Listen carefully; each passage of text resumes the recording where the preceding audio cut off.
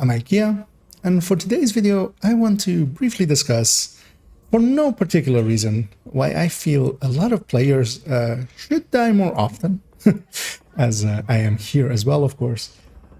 As, yeah, that subject has come up lately a little bit, and I think a lot of people have the wrong ideas about what meta is and means. We'll discuss that a little bit in here as well, and why I believe that quite often a lot of people are so scared of dying in a video game, let's be clear about that, that they make horribly bad choices. As for instance here, I'll take myself back to this safe house, and I'll briefly show what I was running, and in a second we'll cut away, and I will discuss why this build, even though I died with it, although there intentionally because I wanted to get that footage, but I die a lot with this build. I die quite often, full red, no survivability. Truly, it's survivability, it's its killing potential. But this is truly a meta build. And let me show you why. And here, for instance, I will show, of course, what this build can do, that basically no other build can match it in. Especially as we are here as well on 5 directives, and that is that it just deletes entire waves if it gets the headshot off, and of course that means you have to kind of aim well, which isn't my forte. I'm not a really good headshotter, but even then I can get decent results out of this build. Just by playing this build for a few hours, I will get better at it. I haven't warmed up here. My headhunter is about to leave us, so I'm just going to do a quick shot on her. Hope that this guy doesn't actually intercept me well. And that wasn't the headshot, so I've lost my stack. But yeah, this build with 5 directives can go into the open world, and basically it's any 5 directives. It doesn't really care about any directives, really. As I'm hunting her head mostly, as I'll go after this guy instead, as I'm trying to get his head, of course. I'll evade that. Mostly I also picked this one because this, of course, this CP is one of those where they all spawn from one position, which happens a lot in this game. Like, there's a lot of places where things happens like this, where everything spawns in one place, and even the named is there, and off with their heads. And this guy even brought his head easily towards me. Now, of course, on the defense, they spawn from 3 positions, and then I would have to go chase them down. But especially any wave that you catch, especially, for instance, here, of course, I've picked Outcast because they have no helmets except on their heavies, and that made it a lot easier. But that is what makes this a meta build. No build can, on 5 directives, keep going as this build does and keep killing as fast as it can, especially if you choose your content right, especially, for instance, if you're doing public executions and territory controls, which are, of course, very popular now, where you camp them at their spawn. Now, of course, it has no survivability. And even, yeah, if we go to the map, actually, if my cross is still there, it isn't anymore. But yeah, my last attempt, I ran in here. There was a heavy boss. I died. He came at me and made a new sledgehammer holder out of my face.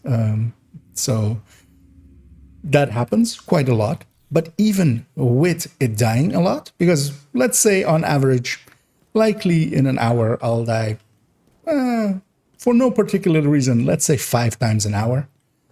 Even with dying 5 times an hour, because I'll just hit respawn. And for instance, here I went after CP, but it's much better actually to go after all of these activities. And if I die doing this activity, I'll just fast travel over here and go do this activity. And just by getting faster completions overall with 5 directives, it'll make up for it. Now, of course, for myself, I don't enjoy playing this solo. I very much understood, especially these builds with convoying, where they are even stronger, of course, where they, once you know where they are all spawning, it's not even a question of if you can camp them at their spawn, you will camp them at their spawn. And these builds used to be amazing for that. Now, of course, with having it being shifted to public executions and such, mostly, you can still oftentimes catch public execution spawning, although most public execution positions have multiple spawns, but then maybe do it with 2 players, each having one of these builds. Now, for myself, of course, I do not enjoy dying. I get frustrated by it, so I understand that kind of feeling, but let me actually move us on over to my solution for solo play, especially what I enjoy running, which in this season can deal with 4 directives as well. So I will see you in a minute on one of the tech tanks. And here we are with the tech tank, the Heartbreaker one specifically, what I would consider the most effective one out of the bunch. It can deal with 4 directives in this season, where in other seasons with the other skill one, it can't deal well with that one. But what it also has, of course, on its back is Memento, and that means that I actually do want to do that same CP, kind of, and door camp them in the same way. I can't do that initially, as I blow away my shield there. I was hoping you would be out of range. But here, I'm giving up a ton of that damage for survivability. And I'm doing so with the intention of not dying as often, or at all, as I get frustrated from dying. So I'm kind of going myself against the premise, of course, that I'm laying out in this video of dying more. But this part is mostly to say that I am choosing to do so with particular reasons. So for instance, here I know that I'm giving up a lot of damage and a lot of speed. I'm giving up the ability to have even one more directive, and I'm fine with that because I do not enjoy dying in the open world. But my intention as well, of course, isn't top speed. If I was going for top speed here, the Regulus would have killed all 3 of these waves, one after another, just hitting ahead as it pops out of their grate, killing the entire group. And also here, the only reason I actually hit this elite convoy is because I needed some memento charges before I go into the CP. And that's because it has a memento. It's a lot weaker without the memento charged up, and a lot stronger with it at the ready. So here we'll go into that CP and try to do basically the same thing. But here we're doing it with 4 directives. Even though I'm a lot more likely to survive, I'm very unlikely to actually die. Here, I know these fights decently well. These outcasts as well provide their own CC for me with their pouches and such, even if there is a patrol coming back even. And what I'll do is, just hunt this guy, pop his bag, put her away. I haven't even charged up I'm moving my way to that doorway. And while TechTank, of course, as well, can do this play, basically, this pushing into here and just murderizing them as they spawn in, it can't do it with the same speed, as I'll kill a few of those reds, because, they're there from a patrol. As I'm waiting for this spawn to happen, basically, is I'll push back in, I'll let the rest of them come to me. In the meantime, every time I kill something here, the next one will spawn. And well, this is fast. This is really fast, of course, especially in a CP like this, where they're all spawning directly in front of me.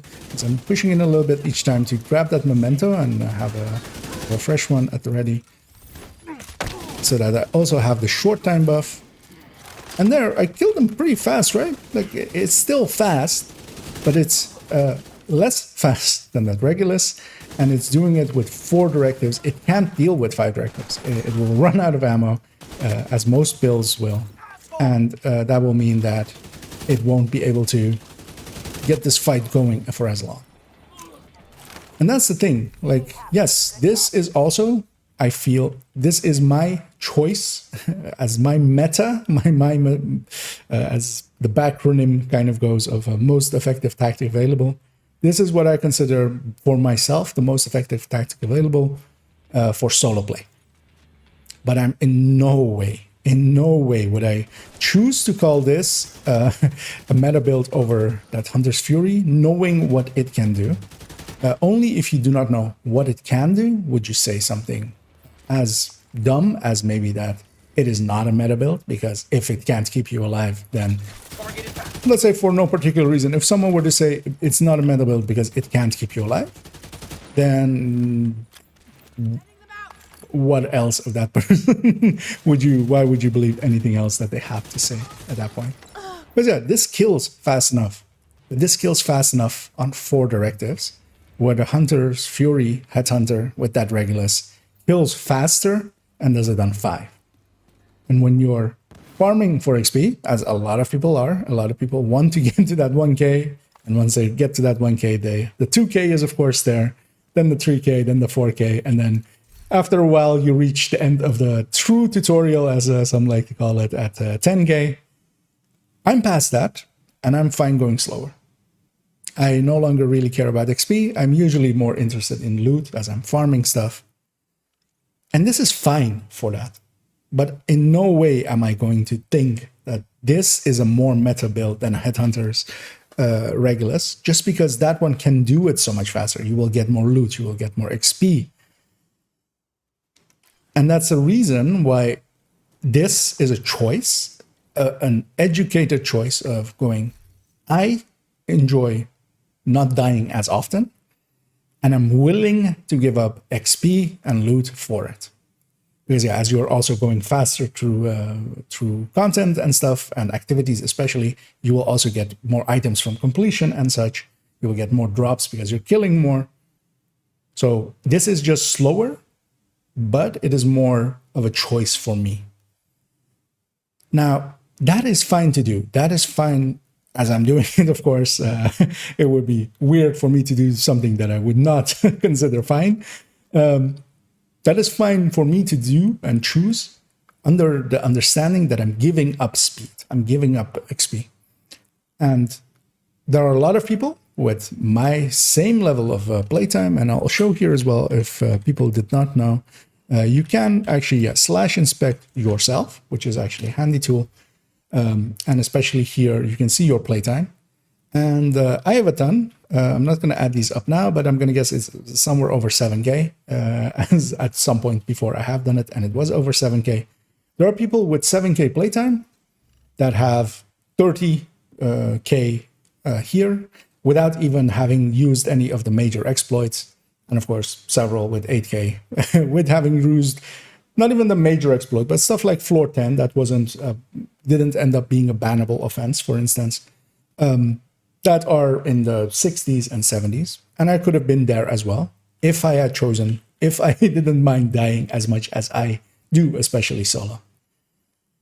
And of course, as well here, in this season, this build can deal with 4 directives. Next season, likely, we'll have the other skill one again, and it can't deal with that well at all. Nor can it really deal well with special ammo if you're going up against hyenas or Black Tusk, because it needs its shield, and Black Tusk disrupt that out of your hands. So it is a lot slower, and that is fine. Now let's move on to another meta build, and I want to discuss why quite often it is worthwhile to die more. And yeah, here we are with one of the other metas, in this case basically the general use meta currently, with an Obliterate Striker set up in its way for an Elmo in this case. And it is very much, of course, one of the metas, as there is no singular meta always. There's a meta for a thing, usually. For instance, the Regulus is very much the meta for a lot of content, especially for farming the fastest. As of course, this can kill kind of as fast as that Regulus, especially if you play it nice and aggressively. But while it can do it on 5 directives, it can't really effectively do it on 5 directives. It really needs its ammo, first of all, so the ammo directives usually really hurt it a lot. And what it also usually can't deal well with is the skill directive, mostly because, yeah, it has a hive and it likes to use it. The other skill directive is where the pickups, now, of course, it's cool skills at the current moment. When it's the one with the pickups, it can kind of use that because you actually, with the amount of kills that you make, you'll kind of actually get your hive back just as fast, almost. Although you can't wait it out, basically, as I tried to go up the rope, but the game decided I wanted to go down. And the thing to do with these, especially, is to play them aggressively, even solo. If you choose to play them, unless you are very much afraid of dying way too much, if you play it aggressively, you can put yourself in situations, as I often as well have said in some of my videos, and a few people have sometimes taken weirdness to it or have not completely understood what I meant. As I quite often say the line, if you don't put yourself in the position, if you aren't dying often, basically, if you don't put yourself in positions where you go down, you're also likely not putting yourself in positions where you're dealing your best amounts of damage. And most of it, that comes down to especially optimal range. Although for no particular reason, I will also say that optimal range is, of course, something you can work on. Especially, you shouldn't be engaging above 45 meters, kind of, with an AR. Like, if you are, what are you doing? And it's very much a thing that a lot of people just don't pay attention to. And especially, as well, as you get closer to enemies, of course, you're dealing better amounts of accuracy on them and making it so that you can actually output close to your DPS numbers. DPS numbers are very much hittable if you actually are close enough. And a lot of people just don't do that well enough. Now let's move on to an open world thing, which are a lot harder than just a bounty. And let's see if I do just as well. As here I'm heading into a public execution with some outcasts. And I'll open up somewhere, try to basically play it as I normally would, putting myself decently close, not too far away. There is safety in this stance, but there's also damage loss in this stance. And I have a hive. Like, it is a tool to be used. If you aren't using your hive ever, you are, in my opinion, playing it wrong. As I'm looking as where they are spawning. And of course, for instance, here, a Regulus could have just deleted that entire wave as it spawns.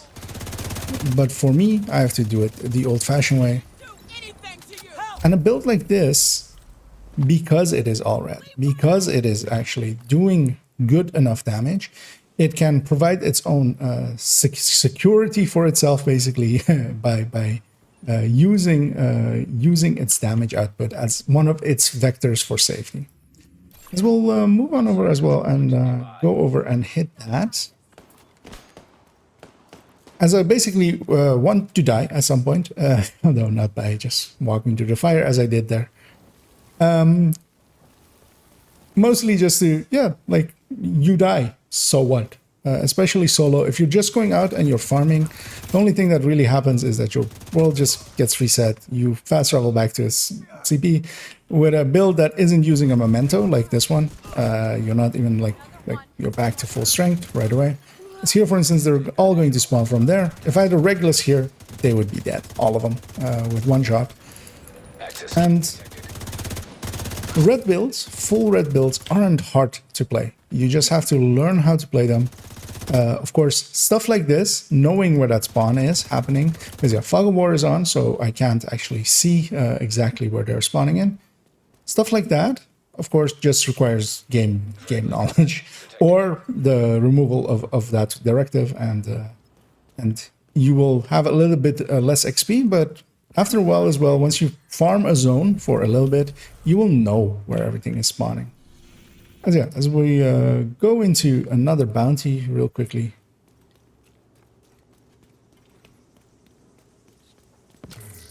As that is the one that we picked up from them.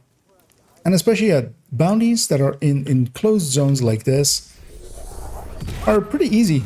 Mostly because it's pretty standardized where they spawn after a few runs of a bounty, especially if you're farming a zone over and over again. You can kind of get it out there. And especially solo here. The thing is, I'm not afraid of any of these enemies. Even if a heavy spawns, I can kill them in one mag quite easily, likely.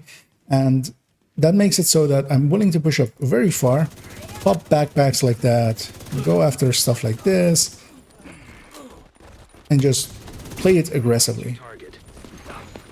As even if the hugger comes out, I know that I can kind of get them before they reach to a point that they can take me down.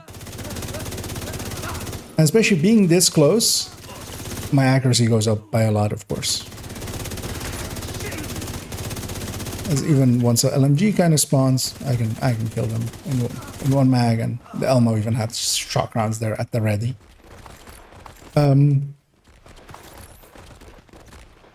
But instead, if I were to basically, what I see a lot of players do is like set up here or something and then start engaging from this kind of distance, you can't do the same things that I did there. Of course, these are against outcasts, so this is kind of even the easier version of the easy content with bounties. You can't do that kind of stuff easily. So for instance, here we'll have a heavy. I'll use him actually. He'll be my prime target for stacking up on. Especially when you're this close as well, you can blind fire. There is no reason for a player to not have a ton of kills in under 5 meters. Mostly because, yeah, there are so many times where you can put yourself in a position where you basically go in and blind fire at an enemy. That lawnmower goes past me to downstairs. But that's good. I'll go kill its owner.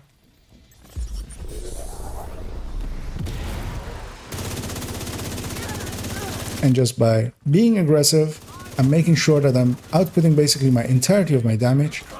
And here we have the nemesis of red builds, which is LMGs. And even them, you just, if you're close enough, like I just blind fire his backpack out and we get our rewards. Playing aggressively is its own thing that really amps up your damage output. Makes it so that you're a lot more effective with a build. And learning to be aggressive. So for instance, here I have 2 armor breaks. And even it could have happened that I've lost my hive. And hell, even let's say I was doing this bounty and I suddenly met my demise at the hands of a sudden betrayal of that grenade. Agent killed. So what? I hit respawn, I go back here. Take him. Okay, if you're on console, this loading screen is a little bit longer. Combatants nearby. Pop the bounty again, and off we go, going more. And especially with builds like these, where it doesn't take forever to go through a bounty, especially the Regulus one, especially. Instead of if you're going through them with something like this, which I see people wear sometimes. This is a raid tank. This is why I do have one. In an 8-man raid, something like this is required. Outside of there, something like this is just stupidness. Even if it can do it with 5 directives even as well. Actually, it can't really because it still has a hive. It will do it so slowly that another build doing it basically 5-6 times faster. And even if it dies more, even if it dies a ton more, even like something like this, which I see some people run with a lot of blue cores and some survivability on it. For me, these are testing builds. These are DZ builds, tech tanks and such. Also a tech tank. But there is value in that. Just all out damage is its own. A good offense is quite often one of the best defenses as well.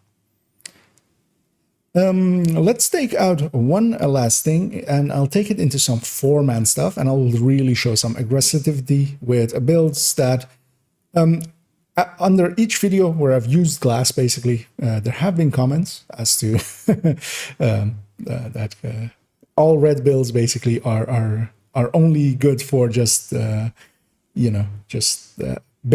them. They're not actually usul. Let's see if that's true.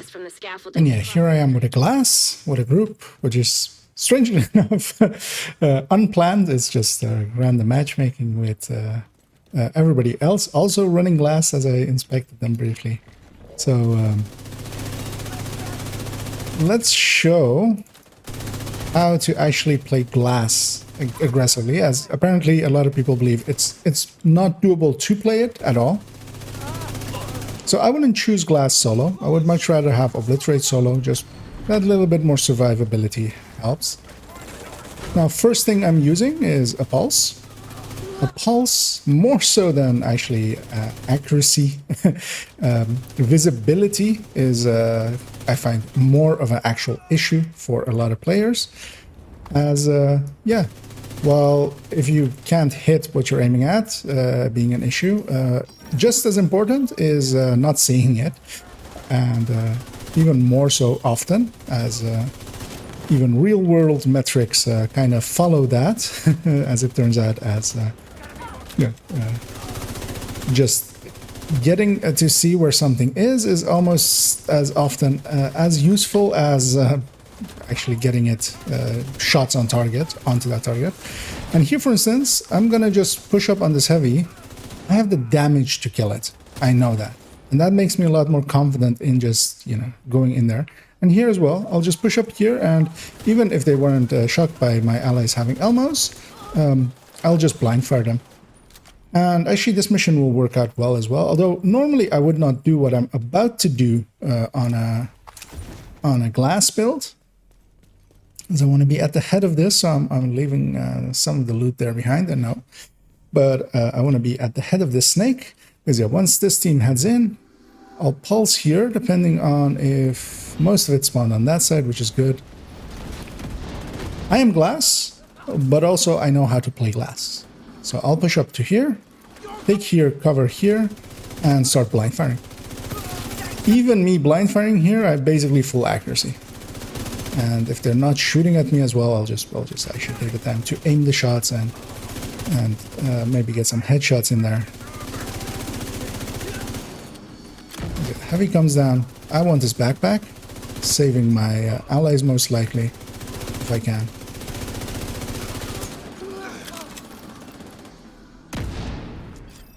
And being aggressive with a strong build, although of course glass nowadays isn't that strong build anymore.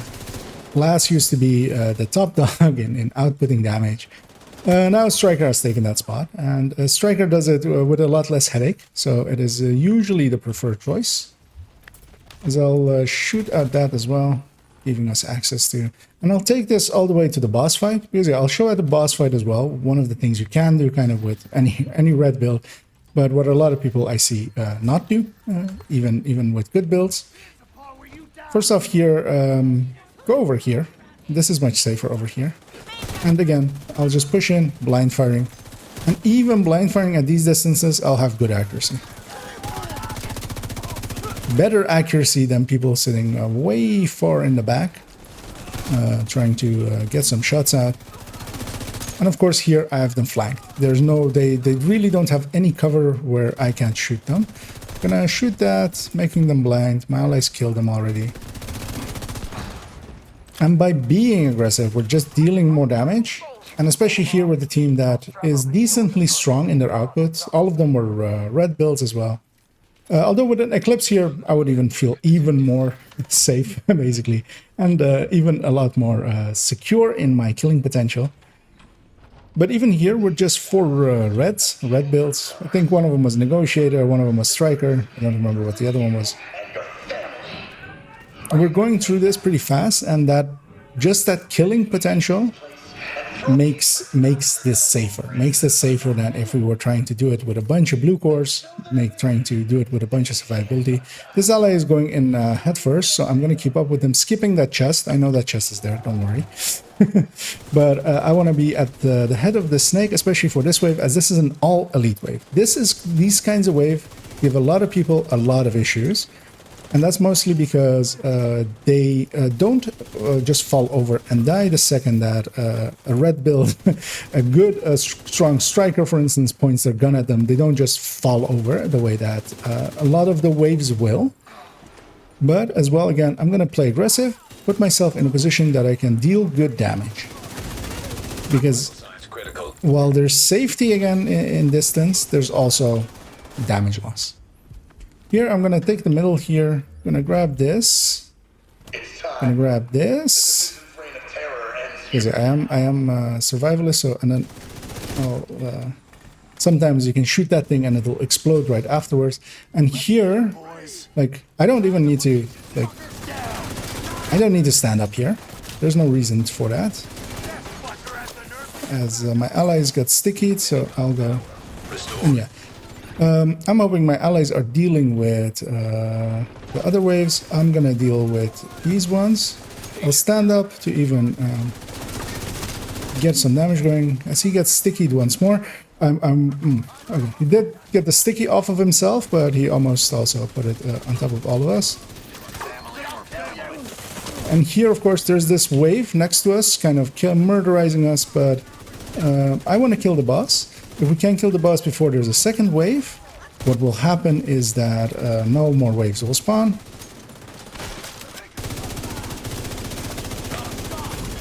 And even if others are going down, I'll put my hive down for them. Although I'm at the edge of dying as well. That voice line tells me that we are getting a second wave, which is bad. But once he is dead, the only thing remaining now is my... as I see that first. I'm gonna leave this ally to my ally to get, as I'll just go kill. And once you have the killing potential, like, it actually becomes... Killing potential has its own virtues.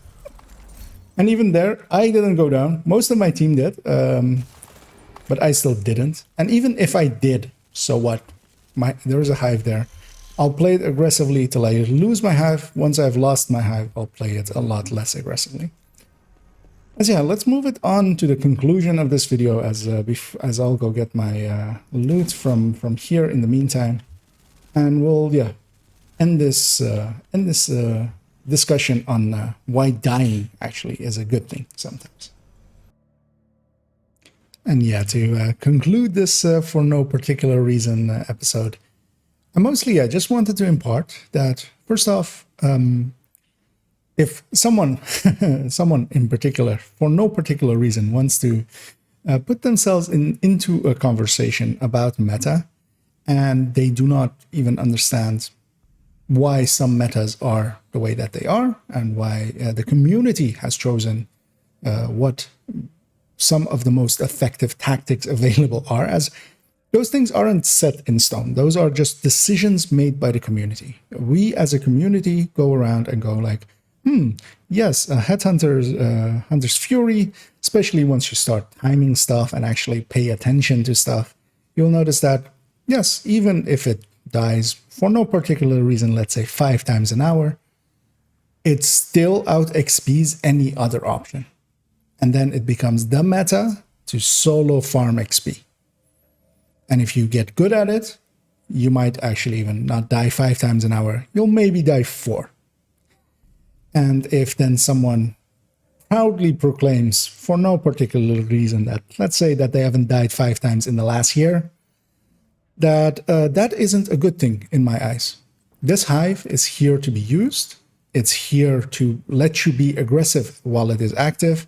And when you lose it, then sure, play a little bit less aggressively for a little bit while it is recharging. But if you're never using your revive hive on a red build, for instance, on a glass, as is here, where it is basically a tool. It is not the safety backup net. It is a tool to be used and used often. Although here, of course, I didn't actually go down in the end at all with this glass red. But I do so often. I do, especially, for instance, if people have seen the most recent build showcase on the Hunter's Fury SMG, which was the previous video to this one. I go down a lot, especially on a full red version, which is basically as close to glass without going glass as you can get, because it's especially a close range build. Now, of course, there's safety in distance, and sometimes as well, yeah, as a glass red. Especially if you're, for instance, playing in Summit or something, you cannot be as aggressive as I was there in a mission. I know where they're going to spawn in missions. I know the directions they're going to come from. Even with Fog of War active, it is not a real issue. But you can't do that, for instance, in the open world, which is, I would argue, is some of the more hard content. And that's also where XP farming now has moved back to since all of the changes. And yes, that makes a Hunter's Fury Regulus the meta for that. That makes a glass red still a good meta choice for damage output as a generalist, although usually more at the mid-range. The Striker, of course, is the generalist red build meta for just outputting damage. But of course, it's not chosen, for instance, that one as well, to be its meta for its super high damage, because the peaks of the version with chest are so much higher. But we don't pick that one because it's also less, it's not something that you're going to hit as often in general play. And that's always what metas are. They are chosen for a particular purpose by the community as a whole. And especially people that try to put themselves into those conversations and for no particular reason may say that something like a Hunter's Fury Headhunter is not a meta build because it can't keep you alive. At that point, I feel I can entrust in you to disregard anything they have to say. And as well, again, using your hive as a tool, going down, dying often, and learning from it as well, of course, trying to die less and less, but still dying once in a while, is one of the best teaching tools. And there is also no greater teacher than Glass to teach you how to really effectively play it, especially if you play it as aggressively as I did, for instance, there, and do a ton of damage in a short amount of time. Because, yeah, as I said as well, it is quite fine, as I showed as well with the Heartbreaker TechTank. I am very much okay giving up some of this damage for some survivability. As for instance, I have several, of course, and even on her, she has her own TechTank. All of my characters have a version of a TechTank. In her case, it's the Striker, which is not the most effective one. But I still have this at the ready. This is what I would run solo because I get aggravated by dying. But that does not mean that I get to then say that this is a better meta than a Hunter's Fury Headhunter, because it isn't. Those are testable metrics once more. And for no particular reason, if somebody does say stuff like that, where, yeah, that the full red builds can't survive, or that survivability, if you can't survive with a build, that it cannot be the meta, yeah, then for no particular reason, link them to this video and maybe they will be enlightened a little bit. But yeah, that is going to be it for this video. And for my next video, following this up, will actually be the video on the DPS calculation, as we'll be going through just, yeah, the well-known DPS calculation of the game, as I feel there's a ton of videos on that part already. Although, of course, I'll be doing it as an in-depth guide, and then we'll go a little bit in-depth, and I'll try to give some insights into why, for instance, additive and multiplicative give different results, as that may not be clear to everybody. And we'll just go through the quirks and findings a little bit of that. And that's mostly as well to then lead into a video on burst and sustained DPS, what they are, what they mean, what we can use them for. Together with damage per mag, actually, in that video, as well, as those are really the three metrics we really use for comparing builds together. Although in between that, there will also be a showcase on the Heartbreaker TechTank that also featured briefly in this video as well. So yeah, I very much hope you join me for those, or over on Twitch, where I'm streaming daily. And as always, have a good night.